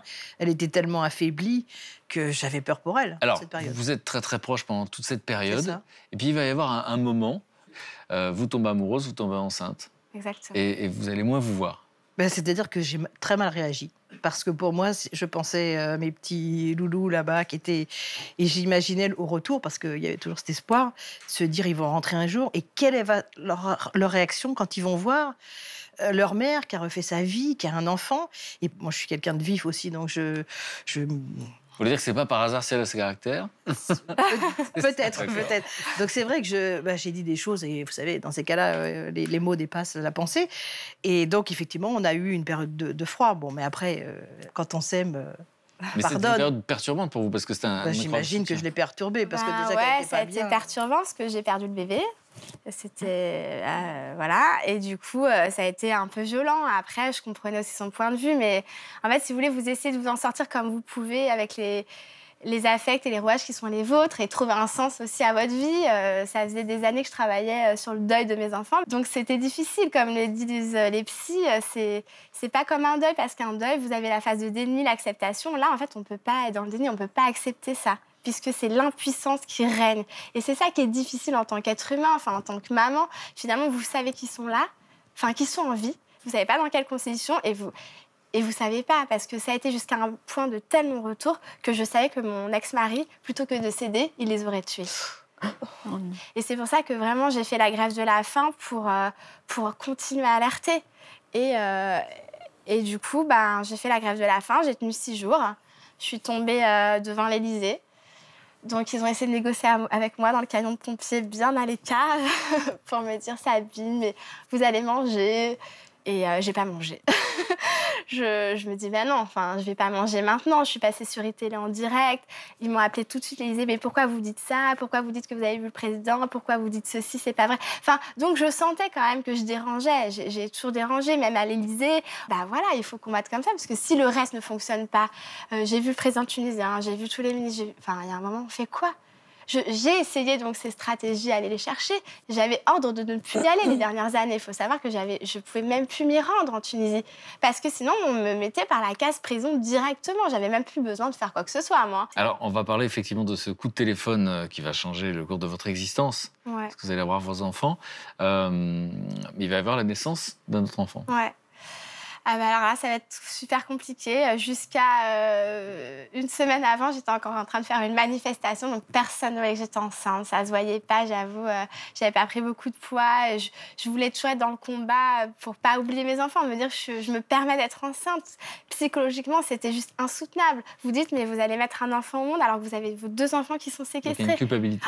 Il y a une culpabilité monstre. Et j'ai eu une sage-femme que je revois encore aujourd'hui, qui m'a dit, mais Sabine, mais vous êtes une maman extraordinaire. Enfin, vous êtes battue alors qu'elle ne me connaissait pas avant. Et je me suis permise d'accoucher. Bon, ça a duré 60 heures, c'était dur. Mais J'ai permise d'accoucher, la phrase est importante. je me suis permise de me dire, j'ai le droit peut-être d'être heureuse. En plus, c'était une petite fille, mais si vous voulez, vous ne pouvez pas vous empêcher de culpabiliser, parce que même si ça a un sens, vous ne savez pas le sens que ça prendrait pour vos enfants, vous voyez. Et du coup, vous êtes toujours en interrogation jusqu'à ce qu'ils reviennent. Et finalement, ils vont venir très rapidement. Et du coup, alors, qu'est-ce qui se passe en fait comme changement? Parce que là, on voit qu'il y a quand même une... En fait, il y a eu des rouages politiques. Quand j'avais vu Hollande, en fait, je lui avais demandé qu'il appelle le président tunisien. C'est ce qu'il avait fait. Je lui ai dit de penser à moi tous les jours. Je l'ai vu avec les ministres. Et là, on raconte ma vie. Et je me dis, mais c'est pas moi. J'ai 1 heure de temps, là. Il faut que j'y aille. Je lui dis, pousse. Ah, le truc de dingue, hein. Je lui dis, pousse. Non, c'est pas ça. Je vais vous raconter. Et là, il percute. Il se dit, ouais. Ah, et ça, vous avez fait? Non, mais ça, on a tout fait. Oubliez, ça fait déjà 4 ans. Et je lui dis, écoutez, voilà, il va falloir prendre votre téléphone. Il va falloir faire ça, faire ça. Une semaine après, mon avocate m'appelle, me dit, mais Sabine, vous êtes géniale. Il a fait votre présence, ce que vous lui avez demandé. Et après, donc, quand je suis sortie de cet entretien, alors que je sortais de la grève de la faim, j'étais grise, je ressemblais à rien. Il me dit, non mais Madame Ruto, il faut que vous mangiez. Je le regarde, je lui dis, non mais François, non, je vais pas manger. Vous allez rendre mes enfants et je vais manger. Je lui dis, j'ai un petit cadeau pour vous. Il me regarde. Je dis, voilà, je vous offre une poupée russe. Dedans, il y a 2 petites poupées russes. Ça, c'est mes enfants. Vous allez mettre sur votre bureau et tous les jours, jusqu'à ce qu'ils soient libérés, vous allez penser à moi. Parce que vous avez des enfants et que c'est injuste, on peut pas vivre ça. Et il a appris. Et il m'a redit, vous allez manger. Et je lui ai dit, non, vous allez libérer mes enfants. Alors, ce coup de fil. Ce coup de fil, mon avocate me rappelle, elle me dit, voilà, le protocole que vous avez rédigé, il a signé, il n'a plus le choix. vous y croyez pas. On vous appelle, on dit, bah voilà, normalement, il y a le billet et tout, hein. On a tout devant les yeux. Hein. Mais non, vous êtes en mode, vous pouvez pas y croire. Donc, j'ai juste prévenu, mais même mes amis les plus proches, personne ne savait. Au départ, je l'ai pas dit à ma mère, je leur ai juste dit, il faut que vous soyez là, tel jour, telle heure. Ouais. Enfin, Vous venez à l'aéroport, Brigitte, bah, sans vous douter. Ah non, quand même, la veille. après, voilà, après, La veille, vraiment la voilà, toute veille. Mais la si veille. vous voulez, j'ai dit, ouais, ça serait bien que vous soyez dans les parages, mais même moi, sans y croire. Je veux pas me dire, je veux rien me dire. Et là, je savais plus à qui m'adresser, j'étais toute seule. J'ai appelé ma psychologue. Je l'ai appelée, je lui ai dit, écoutez, Alexandra, je crois qu'ils vont revenir demain. Mais alors elle-même, j'ai senti, elle ne disait plus rien. Ah, d'accord. Et je lui dis, je sais plus quoi faire, je veux faire le ménage. Il faut que ce soit propre, mais des trucs débiles. Vous revenez terre à terre dire, il faut que ma maison soit propre. Ma petite avait 5 mois, je l'allaitais. J'ai forcément pas dormi de la nuit. J'ai pas voulu y croire jusqu'à ce qu'il soit là, qu'on me dise, mon avocate par message, qu'ils avaient normalement pris l'avion. Enfin, vous voyez, tout était encore dans le subjectif. Voilà, je sens là, je bouillonne, mais c'est-à-dire que c'était une émotion partagée à la fois de j'ai tellement été déçue. Combien de fois on me l'a fait, celle-là, en 6 années. Et là, en fait, on arrive, ils étaient en accompagnés. Et là, on est à l'aéroport et ils arrivent et on saute dans les bras et on saute et... La photo historique. Et ouais, et ça résume tellement... ouais, on saute, quoi. C'est... on retrouve deux garçons. On a quitté des petits, quoi. Et en fait, l'instinct de 6 mère... ans ont passé. Voilà, l'instinct de mère m'a jamais quittée. Et je me suis pas dit, oui, je vais être une mauvaise mère. Non, c'est mes enfants. Alors par contre, maintenant, la reconstruction est très difficile. C'est très, très difficile. Mais bon, pour rien au monde, je ferais tout pareil. Et en fait, je suis là parce que c'est un message d'espoir. Et de me dire que notre vie, on l'a fait, qu'on est acteur de notre vie et que c'est à nous d'avancer et qu'on peut y arriver. Et il faut y croire. Moi, j'ai un élan de vie. Et même si c'est trop extrême pour certains, je m'arrêterai pas. Enfin, je suis en train d'écrire mon livre. Je fais du consulting pour de la gestion de crise maintenant. Je veux pas que ces histoires qui sont horribles, en fait, si vous voulez, ça tue des vies. Mes enfants sont tués. Qu'on le dise ou non, au départ, on a voulu taire cette histoire, de se dire on va pas en parler, mais elle fait partie de moi. Elle est collée à ma peau. Et en fait, je peux que me servir de ça pour avancer et pour donner ce moteur à mes enfants. Et si j'écris ce livre aujourd'hui, c'est juste qu'en âge où ils seront d'avoir des enfants, de se marier, quelque chose qui va être vraiment constructif pour leur vie, il va leur manquer ces 6 années de vie. Et je veux que ces 6 années soient racontées et soient pour eux. C'est vraiment un message d'amour juste pour eux. Une trace. Voilà. Mais alors, Lynn, qu'est-ce qui se passe? Ça fait écho. En tout cas, il y a quelque chose de très, très intéressant finalement dans l'histoire de Sabine, c'est que on se rend compte que même lorsqu'on a le droit pour soi, Ouais. il faut savoir se révolter, il faut refuser le cadre, il faut sortir du cadre. Quand on se fait sortir par la fenêtre, il faut rentrer par la porte. Et finalement, c'est une leçon de courage, d'obstination et d'opiniâtreté qui mérite qu'on en parle parce que arriver à tenir 6 ans, de garder cette espèce de constance, de combativité permanente et d'accepter aussi de dire à des gens, notre éducation nous emmène à des années-lumière de ces comportements, de dire maintenant, t'as beau être président de la République, il va falloir que tu me récupères mes enfants. Il faut pouvoir le faire. Et je veux dire, il faut aller jusque-là pour arriver à des succès comme ceux... Le message est reçu, je peux vous le dire. Isabelle, effectivement, ça fait écho, parce que, comme le dit Marc, vous n'avez pas accepté les choses telles qu'elles étaient.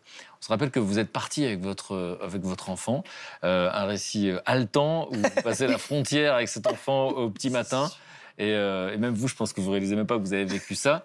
Ça ressemble à un dénouement lorsque vous arrivez à partir avec votre enfant. Mais Lynn, votre sœur, vous vous rappelez de cette sensation? Tout à fait. Qui est un peu le contraire. C'est-à-dire pour vous, c'est le début d'une nouvelle inquiétude. D'une autre angoisse, en fait. Nous sommes à l'aéroport. Je la vois débarquer avec, dans un bras, un bébé de 2 ans, dans l'autre, un sac. Et c'est toute sa vie. elle n'a plus rien. Et puis commence une longue angoisse parce que on avait été prévenu qu'à tout moment pouvait surgir un envoyé du père pour récupérer l'enfant. Donc commençait l'angoisse de regarder derrière notre épaule si on nous suivait quand on allait rendre visite à ma sœur. Elle était planquée dans la montagne, près de fermes, d'une belle ferme vaudoise. Et puis de faire attention à chaque pas, à chaque appel, et de vraiment se dire, voilà, à tout moment, il faut rester vigilant jusqu'à ce qu'on ne sait pas quand, parce qu'on ne sait pas quand ça peut s'arrêter. Et voilà, et c'est une angoisse, et elle a été vérifiée, puisque les premiers procès se sont pas bien passés. Enfin, le premier, oui, au district de Lausanne, s'est bien passé, on a confié la garde à ma sœur. Mais ensuite, ça s'est très mal passé en Suisse, aux instances supérieures. Parce qu'effectivement, l'objectif à ce moment-là, c'était quoi? C'était de légaliser votre situation. Alors, oui, c'est-à-dire qu'à un certain moment, il a fallu que je fasse... J'ai vécu dans une semi-clandestinité pendant à peu près 1 an. Et au bout d'1 an, il a fallu que je refasse des papiers d'identité pour mon fils, et pour moi aussi d'ailleurs. Ce que j'ai fait, et quand je suis allée chercher mes papiers d'identité, le préposé me dit « Je ne peux pas vous donner vos passeports, madame, désolée ». Et là, j'ai la panique qui me tord les entrailles. Et je me dis « Oh, c'est la cata, il y a quelque chose qui se passe ». Effectivement, en demandant le renouvellement des papiers d'identité, Interpol, qui était à mes trousses, m'a repéré, qui a tout de suite, en vertu de la Convention de la Haye dont nous parlions tout à l'heure, demandé le retour immédiat de l'enfant, lui et moi. Et donc là a commencé un combat judiciaire qui a duré 6 ans. Le tribunal cantonal, qui est l'instance supérieure, nous donne raison. Et là, l'avocate de mon maintenant ex-mari fait appel au tribunal fédéral, qui est la Cour suprême suisse. Et dans un renversement de situation très, très inattendu, le tribunal fédéral me condamne à retourner l'enfant et à rentrer avec lui en Israël. Et il me laisse 6 semaines pour le faire. Donc c'est un coup de théâtre qui s'explique comment? Je me retourne vers Marc, une explication? Alors ça s'explique tout simplement parce que la Suisse est un des signataires de la Convention de la Haye et que la Suisse s'est engagée à exécuter cette convention si une personne rentre en violation de la Convention de la Haye avec un enfant mineur. Moi, gouvernement suisse, je prends l'engagement de faire en sorte que cet enfant retourne dans son pays d'où il a été, entre guillemets, kidnappé. Ce qui est assez paradoxal dans cette histoire, et c'est ça qui est formidable quelque part dans l'histoire des vies des gens, c'est que la même convention, là c'est un accord binational, d'accord, c'est pas la Convention de la Haye, mais on a à peu près la même chose des deux côtés. Et on se rend compte qu'en fonction du degré d'évolution du pays, de sa culture, de sa capacité réactive, de ses moyens, on a 2 situations totalement différentes. 6 ans pour faire exécuter un accord signé par les 2 pays, pas de problème. Et ici, 6 ans pour faire comprendre à un pays signataire de la Convention de la Haye qu'il peut y avoir quelque chose de plus important que sa signature à respecter, c'est l'intérêt supérieur d'un enfant. C'est-à-dire que là, dans votre histoire, vous avez été, on l'a compris, dans l'obligation de faire quelque chose qui donc était condamnable, finalement, aux yeux de tous. Bien sûr, j'étais dans... C'est particulier. Mais en tant que citoyenne suisse, donc nous sommes tous les 2 citoyens suisses, et mon fils et moi, et la Suisse n'extrade pas ses ressortissants, en principe. Non. Et donc là, on a l'impression que ce sont des choses qui se passent en termes de justice, de gouvernement, etc. Mais là, il y a des choses très concrètes, c'est-à-dire que d'un coup, vous vous dites, bon, mon enfant, on va me l'enlever, là, d'une seconde à l'autre. Bien sûr. Et donc, c'est là où, Lynn, à nouveau, vous faites des choses risquées. Parce que vous décidez, nous décidons de soustraire, je ne vais pas l'enlever, soustraire mon neveu à une très probable intervention policière brutale, parce qu'en général, on nous avait expliqué que ça ne se passait pas dans la dentelle et qu'on venait chercher l'enfant en manu militari. 5h du matin. Hein. Voilà. Et donc, dans l'avion pour Tel Aviv. À tout prix, lui éviter un traumatisme, ce genre de traumatisme, parce que ça, on ne s'en remet pas. Un enfant, c'est affreux.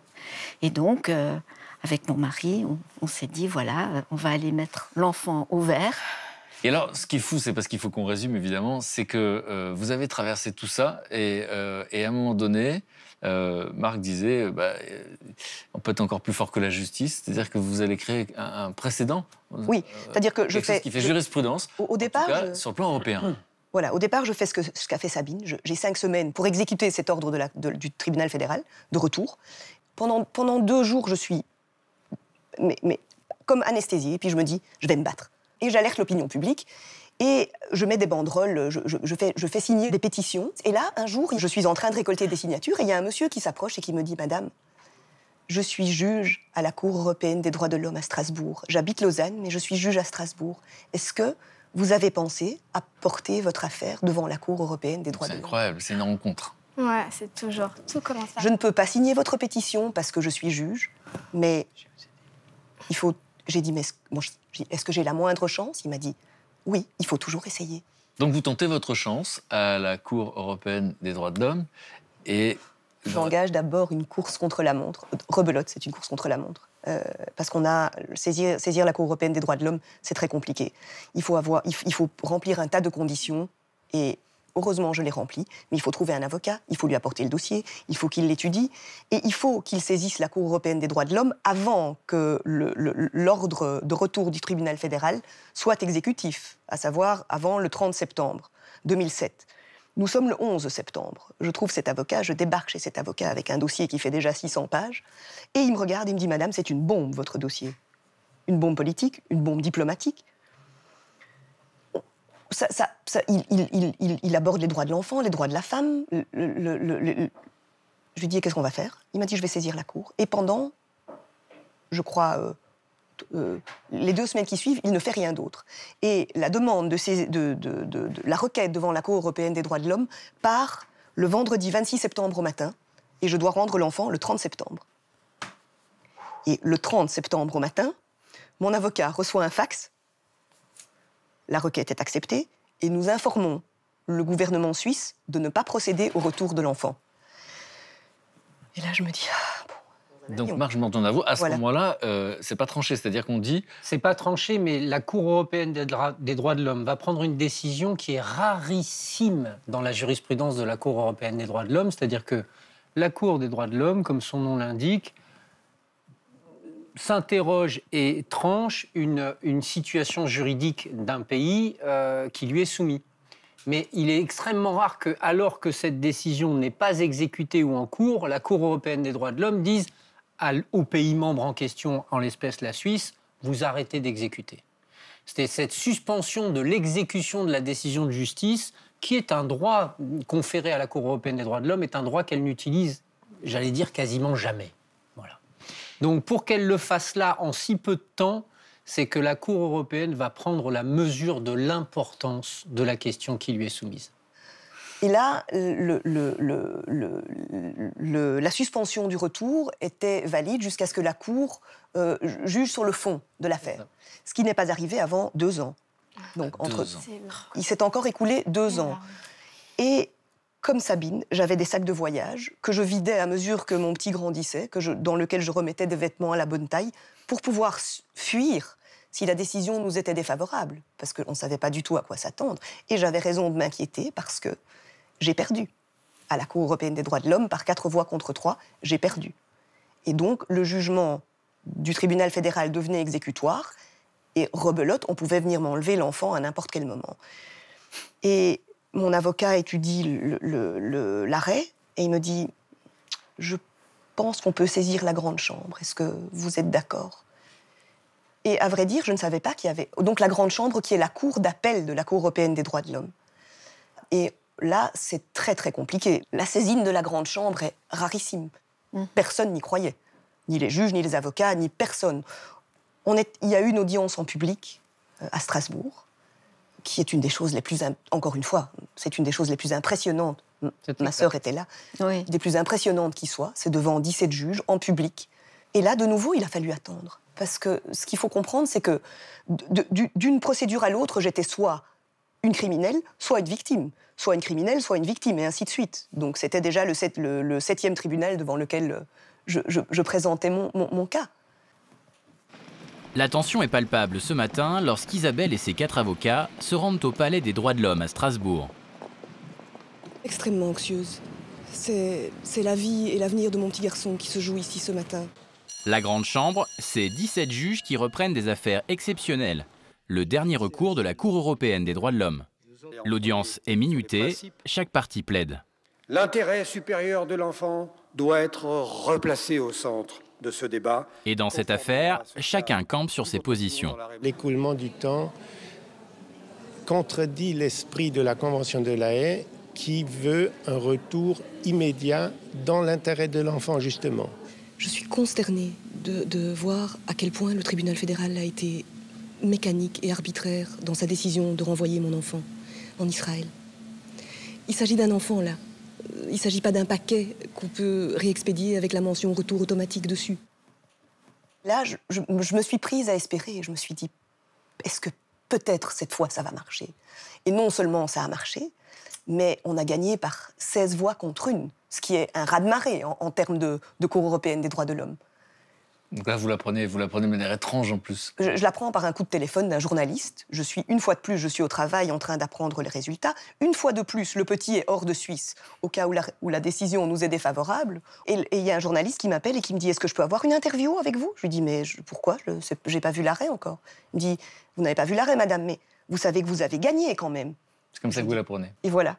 Et pour la première fois dans l'histoire de la justice, un tribunal international a mis en avant l'intérêt supérieur de l'enfant sur toutes les autres considérations. Il a fait primer l'intérêt supérieur de l'enfant sur tout le reste. Mais elle fait primer quoi d'habitude? Et ça, la justice. Le respect des accords dont on est signataire, le respect de la souveraineté du pays dans lequel les enfants se trouvent et dans lequel moi, je n'ai pas le droit de m'immiscer.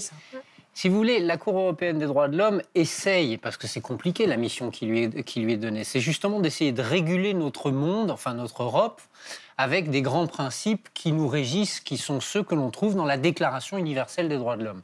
L'intérêt de l'enfant, il y existe, mais l'indépendance des juges et des juridictions, elle existe aussi. Le respect de la signature que l'on a donnée existe aussi. Donc c'était très compliqué pour la Cour européenne des droits de l'homme de trouver une notion qui soit à ce point universelle, qu'elle dépasse même l'expression d'une volonté qui avait été précédemment établie, par exemple en signant la Convention de La Haye. En disant, oui, très bien sûr qu'on est signataire de la Convention de La Haye, mais pour autant, on ne doit pas utiliser cette Convention pour faire en sorte que l'intérêt d'un enfant soit foulé aux pieds à telle enseigne qu'il en souffre. Et c'est finalement la différence entre la souffrance de l'enfant et des considérations plus générales. Mais vous savez, chaque fois que la Cour européenne des droits de l'homme prend une décision, elle s'interroge sur la portée de cette décision. Parce que parfois, on enlève juste un clou et c'est toute la maison qui tombe. Donc, et à chaque fois que la Cour européenne des droits de l'homme prend une décision, elle se pose cette question. Et l'intérêt supérieur de l'enfant, c'est aujourd'hui quelque chose que vous retrouvez dans quasiment toutes les législations européennes. L'intérêt supérieur de l'enfant a pris une valeur normative, traduit en langage clair, c'est-à-dire que dans la hiérarchie de ce que l'on doit respecter, l'intérêt supérieur de l'enfant est monté très très haut. C'est fascinant parce qu'on pensait que ça l'était déjà. Donc vous c'est exactement ça. On pensait que ça y était. On pourrait parler pendant des heures encore évidemment de l'enfant, de l'intérêt supérieur de l'enfant. Comment vont vos enfants?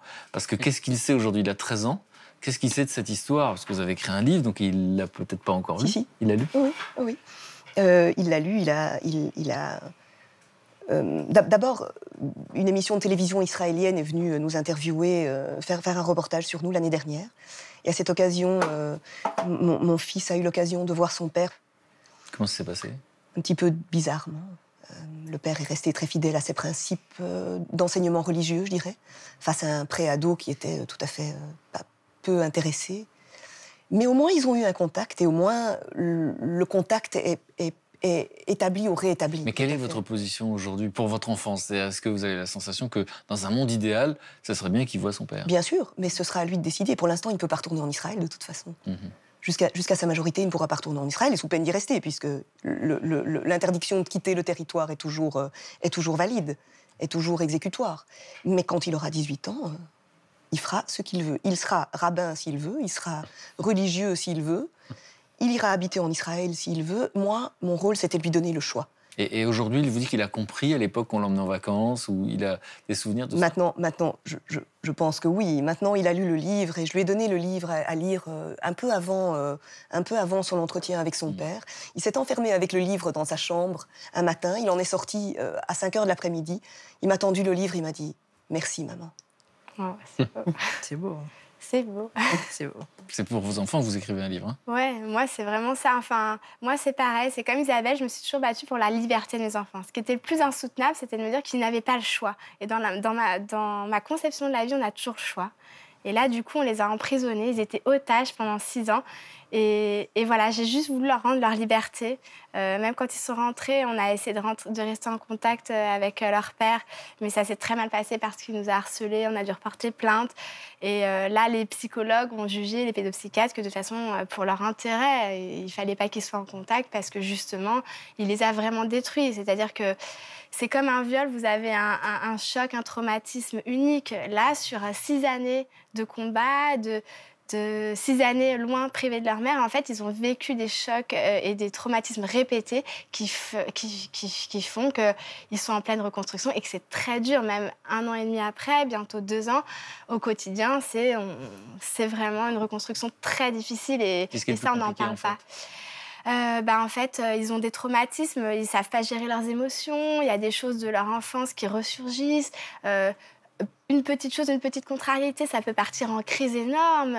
Enfin, c'est vraiment très violent. C'est-à-dire qu'on sent qu'il faut toujours tâtonner et c'est bien de soulever ce point parce que c'est pas que l'enlèvement d'enfants, c'est-à-dire que c'est vraiment sur toute la vie et que quoi qu'il veuille, quoi qu'on en dise, on sera quand même traumatisé à vie et qu'il faut prendre la mesure de cet acte, en fait. Et il y a encore beaucoup de travail à faire là-dessus.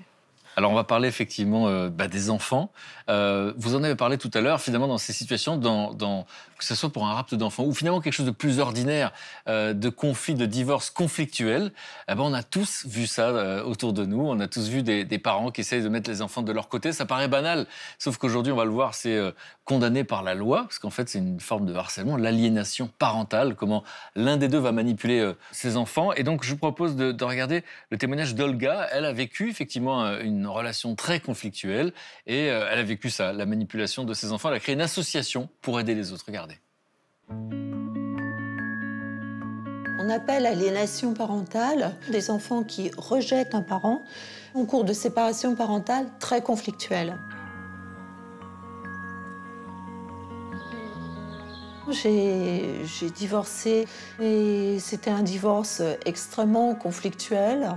Et depuis ce temps-là, je ne vois plus mes enfants. Alors en 2005, effectivement, j'ai décidé de lancer Akalpa, qui est donc l'association contre l'aliénation parentale. C'est important de montrer que ces situations ne sont pas isolées et singulières. Et donc ces parents peuvent nous contacter. Et en devenant adhérents, nous organisons des rencontres entre parents. Viens, rentre, Patricia, rentre. D'accord. Bon, installez-vous. Hein. Je me mets là? Oui, vas-y, Patricia. Tiens, écoute, à 4 mètres au fond. Oui. Voilà, c'est parfait. Alors toi, donne-moi de tes nouvelles. Hein. Donc, comme je t'avais dit, j'ai eu un droit de visite et d'hébergement pour mon petit dernier, puisque mon autre fils est majeur. Et je n'ai pas pu le récupérer. C'est terrible. On a toujours cette histoire, cette image de mauvaise mère. Si un enfant ne veut pas voir sa mère, c'est que forcément, il s'est passé quelque chose. Tous les jours, je me lève en pensant à mes enfants, tous les jours. Je ne passe pas une journée sans penser à eux. Je n'y arrive pas. Je vais au travail, je pense à eux tout le temps. Ils sont là depuis 2 ans. Je vis mon calvaire. C'est une horreur, quoi. Alors, c'est vrai que moi, de nature, je suis assez joyeuse. Mais j'ai perdu beaucoup de moi, là. J'ai l'impression de ne pas me reconnaître. C'est la chose la plus difficile, je crois, à faire comprendre à un parent qu'il faut continuer à vivre, qu'il faut s'accrocher. Et en fait, c'est un choix personnel. Si on veut continuer à vivre dans la souffrance ou si on essaye de trouver un peu, alors non pas de bonheur, mais dirais-je d'apaisement et de ne pas s'accrocher à un lien qui finalement se retrouve comme une corde autour de notre cou. Moi, ce que je veux, c'est son bonheur à lui. Ce que je veux, c'est qu'il soit bien. Ce que je veux, c'est qu'il ne souffre pas. Bon, tu laisses tomber le téléphone et tu envoies une carte postale. Voilà, mais une carte postale, tu sais, comme je t'avais dit, ouverte, sans mettre dans l'enveloppe, avec juste un petit mot, bisous, maman. Au moins, tu l'auras fait, tu vois. Moi, cette association-là, pour moi, elle m'a sauvée quelque part, hein, parce que il y a 2 ans de ça, j'étais pas belle à voir. Hein. C'était très difficile pour moi. Hein. Là, bon, ça va mieux. C'est pas encore ça, mais ça va mieux. Et oui, je peux dire que c'est grâce à des gens comme Olga, oui. Aider les autres, c'est maintenir un lien, c'est quelque chose de naturel, d'humain. Il y avait une très très belle parole qui disait « Quand ta vie est un enfer, qu'elle soit toujours un soleil pour les autres. » Et je crois que quand on essaye de faire de sa vie un soleil pour les autres, plus jamais on ne reste dans l'enfer. Alors, je vous fais réagir dans un instant. Mes camarades nous ont rejoints pendant le reportage. Émilie, salut. Salut. Et Luc. Bonjour. Précisément, on voit que finalement la manipulation, j'ai la sensation qu'elle passe par la victimisation, en tout cas peut-être pas à chaque fois, mais souvent. Dans votre cas particulier, par exemple, Savine, l'aliénation parentale, cette manipulation, elle passait par quoi? Parce que vous n'avez pas eu vos enfants pendant tellement d'années. Qu'est-ce qu'on leur mettait dans la tête? Bon, comme je vous expliquais tout à l'heure, on leur a dit au départ que j'étais morte, mais c'était plus votre mère vous aime pas parce que si elle vous aimait, elle serait là. Votre mère, elle fait pas ça pour vous, moi je fais ça. Enfin, c'est toujours en fait en comparaison pour dire c'est moi le héros, c'est grâce à moi que vous êtes là, tout va bien se passer. Donc c'est vraiment, comme le disait Maître, toujours dans le dénigrement, la capacité à tuer l'autre, c'est-à-dire que l'autre n'existe pas, qui s'efface au profit de l'autre. Donc en fait, toujours lui être en avant, être sous la lumière, tandis que moi, j'étais la personne qui était trop destructrice pour eux. Et vous, Isabelle, comment vous faites finalement, vous, pour ne pas être dans la situation inverse? C'est-à-dire, finalement, vous êtes avec cet enfant que vous avez soustrait à la garde de son père, et comment vous faites pour qu'il... Comment vous faites? Je n'ai jamais rien dit de mal à mon enfant au sujet de son père. J'ai simplement dit que pour des raisons qu'il comprendrait plus tard, quand il était petit, je lui disais que pour des raisons qu'il comprendrait plus tard, nous avions quitté Israël pour rentrer en Suisse. Et j'ai simplement dit que son père était extrêmement pratiquant et religieux, et c'est tout. J'ai vraiment jamais... Porté de jugement, vous voulez dire? Ni porté de jugement, ni parler de leur relation. Ni parler de leur relation, mais je lui ai toujours dit, écoute, si tu veux me poser des questions, je suis là. Il y a 5 ou 6 ans, je lui avais fait un petit album de photos où on me voyait enceinte, où on me voyait avec son père, où on nous voyait tous les 3 ensemble. Et à la fin, j'avais mis des photos de l'apparence de son père avant et après. Et il était tout content, il m'a dit « Ah, super maman, je peux garder le petit album ?» Et j'ai dit « Oui, oui ». Et il l'a pris, il l'a mis sur la dernière étagère de sa bibliothèque, et que je sache, il ne l'a plus jamais regardé. Mais le dialogue était amorcé, et je me suis dit, quand il aura des questions... Son histoire lui appartient, en tout cas. Voilà, il viendra me voir. Et donc, c'est vrai qu'on a la sensation que c'est quelque chose de presque banal, finalement, dans les séparations. On a toujours l'impression que même quand ça se passe bien, il y a toujours une phase comme ça. Oui, mais c'est vrai que là, on a vu quand même qu'il s'agit de situations qui sont quand même très lourdes, où des mamans, ou des papas, ou des grands-mères aussi, hein, parce que c'est aussi le lien familial, n'ont plus revu leurs enfants, ou leurs petits-enfants depuis des années. En fait, Olga, son association, elle existe depuis plus de 10 ans maintenant, et elle a été reconnue par le ministère de l'Intérieur, parrainée par Simone Veil, qui a trouvé vraiment d'utilité publique, vraiment. Et en fait, ce qu'elle a voulu faire, c'est vraiment remettre les droits des enfants au centre de l'histoire, en fait. De se dire que quand il y a une séparation, aussi conflictuelle qu'elle soit, les enfants ont le droit d'avoir leurs 2 parents. Et d'avoir toujours un lien avec les parents et la famille des parents. Voilà, et alors, quel est son combat, et surtout, quelles sont les actions qu'elle met en place concrètement? Alors, c'est vrai que ce n'est pas des solutions miracles, on va dire, hein, mais c'est avant tout une écoute, du partage. Toutes ces mamans, tous ces papas, ils viennent, ils se retrouvent, ils peuvent discuter, ils peuvent échanger. Olga aussi les coach un petit peu sur pas lâcher l'affaire, les démarches juridiques. Et justement, en matière de démarches juridiques, je voulais vous demander si, justement, ce syndrome d'aliénation parentale, il pouvait être reconnu en France dans le cas de décision. Le syndrome d'aliénation parentale, c'est une construction établie par des thérapeutes qui, à un moment donné, se sont posé la question de savoir quelle était l'influence finalement de l'un ou l'autre des parents quand il s'avérait nocif sur l'enfant par rapport à l'autre parent. Parce que le syndrome d'aliénation parentale, quand on y réfléchit l'espace d'un instant, tous, on sait si on a des enfants que quand ils sont petits, on est à peu près capable d'en faire ce que l'on en souhaite. Bon. Le syndrome d'aliénation parentale, c'est justement le fait de véritablement dénigrer l'autre. Vous savez, le premier dénigrement qui est le pire, c'est « tu as vu, papa nous a quittés » ou « maman nous a quittés ». C'est d'inclure l'autre parent dans le même statut de victime que l'enfant. L'enfant se dire à sent... l'enfant qu'il a été abandonné. Mais l'enfant se sent abandonné, même si c'est un tort. Il se sent abandonné. De dire, tu vois, il n'a pas abandonné que toi, il a abandonné nous. Là, du coup, ça devient... Alors, pour répondre plus rapidement avec votre question, parce que si on me lance... Non, mais c'est important de donner des exemples, parce qu'on va tous se reconnaître, bien sûr. Ça c'est quelque chose qui est assez récurrent. Le syndrome d'aliénation parentale, il est souvent aussi utilisé pour un dénigrement systématique, non pas de l'autre, parce que ça, mais de l'absence de l'autre. Ah bah tiens, tu vois, maman, elle n'est pas là. Oui. Ah bah elle pourrait, hein, si elle voulait, alors que c'est totalement inexact. Mais c'est, voilà, une espèce de travail de sape, au coup par coup, en permanence, sur l'image que l'enfant s'est construite de l'autre, pour dégrader cette image petit à petit. Et alors concrètement, comment on fait reconnaître ça? Voilà, c'est ça. Alors, il y a des expertises qui maintenant sont ordonnées par les juges aux affaires familiales lorsqu'il y a des suspicions d'aliénation parentale, ou en tout cas, on va dire d'une manière plus générale, de manipulation de l'enfant par l'un des parents, parce que c'est finalement presque plus réducteur, le syndrome d'aliénation parentale, par rapport j'allais dire, au panel de comportements que peuvent avoir les parents lorsqu'ils souffrent. Parce que finalement, souvent, ce sont des parents qui souffrent. Et la souffrance, plus par exemple l'égocentrisme, eh ben, ça donne des catastrophes par rapport aux enfants, parce qu'on oublie que l'enfant, chaque fois qu'on lui dit quelque chose de mal sur l'un de ses parents, c'est à lui qu'on fait du mal, bien sûr, principalement. Et finalement, l'enfant souffre de cette aliénation parentale, et c'est parce qu'il y a une souffrance derrière l'aliénation parentale que les juges demandent maintenant aux psychologues ou aux psychiatres qu'ils désignent comme experts d'essayer de déterminer l'existence de ce syndrome.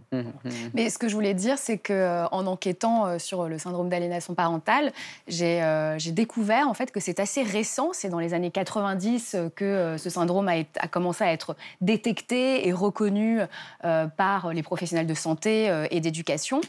Et en France, ça commence à arriver, c'est-à-dire on commence à le reconnaître, on commence à mettre un nom sur ce qui se passe, mais il faut quand même préciser qu'aujourd'hui, le syndrome d'aliénation parentale équivaut, c'est une violence psychologique équivalente à un abus sexuel ou à un endoctrinement fait par une secte et c'est passible de poursuites pénales. Hein. Donc c'est quand même... Voilà, pour les psychologues, et la justice prend ça très au sérieux? Une fois, j'ai été devant un juge, je pense que cet exemple permettra d'éclairer. Une fois, je me suis retrouvé avec un couple qui était en bagarre devant un juge, et le juge, avant que l'affaire ne commence, il a pris les deux parents entre quatre yeux, il a dit « Est-ce que vous vous rendez compte que vous êtes en train de demander à un étranger de savoir ce qui est le mieux pour les enfants que vous avez fabriqués tous les deux ?» Ça, c'est sûr. Et ça donne l'ampleur de la... D'abord, le caractère totalement incongru de la mission qui lui est confiée. Pour autant, il y a un litige, il faut le trancher. Donc moi, juge, évidemment que je vais essayer d'être le plus prudent que possible par rapport à ce qu'on me raconte, parce que le propre aussi de ces affaires et de ces contentieux, c'est que vous entendez une version contre une autre version. C'est pas une autre version, c'est tout et son contraire. C'est l'inverse absolu. Et les enfants doivent avoir du mal à témoigner, parce que par définition, ils sont manipulés, donc ils ont peur de faire souffrir. Alors heureusement, les enfants sont protégés par la loi en France, puisqu'on leur interdit juridiquement de témoigner dans une procédure qui opposerait leurs parents, justement pour éviter encore plus de manipulation. Mais pour autant, l'enfant, il est là.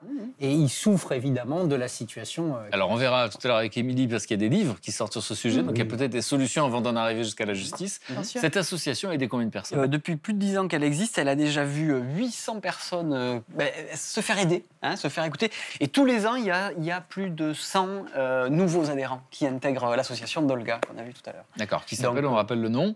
L'association s'appelle ACALPA, Association contre l'aliénation parentale. C'est un mot qui est difficile à dire. Et juste pour finir, Olga a écrit avec le docteur Broca, qui est psychiatre, un bouquin qui est sorti l'an dernier, Séparation conflictuelle, aliénation parentale, enfants en âge. C'est vraiment les enfants qui sont au cœur de leurs préoccupations. Alors Émilie, il y a d'autres livres, parce que je ne savais pas qu'il y avait de la littérature et qu'il y avait des informations là-dessus.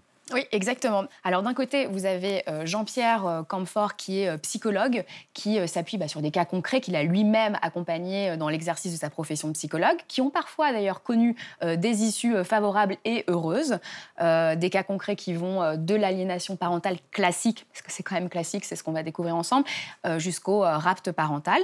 Et puis, de l'autre côté, vous avez l'ouvrage de Christelle Petit-Colin, qui est extrêmement pédagogique. Psychologue aussi Pas psychologue, qui est spécialiste de la manipulation mentale et engagée auprès des victimes depuis 20 ans.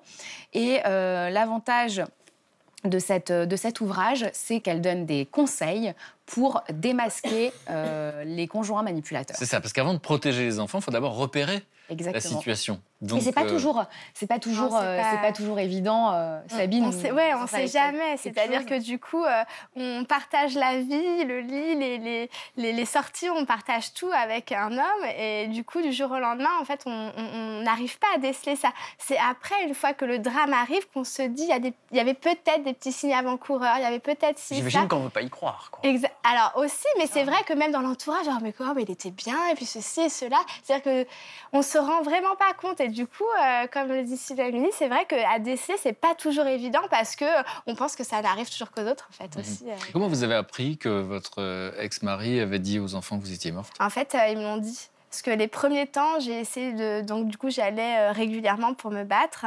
Et en fait, la première fois où je les ai revus à la suite de ça, ils étaient encore un double choc, quoi. C'est-à-dire qu'ils n'ont pas compris que j'étais encore là. Donc, vous imaginez déjà le traumatisme de l'enlèvement, le traumatisme de comprendre que j'allais pas être là.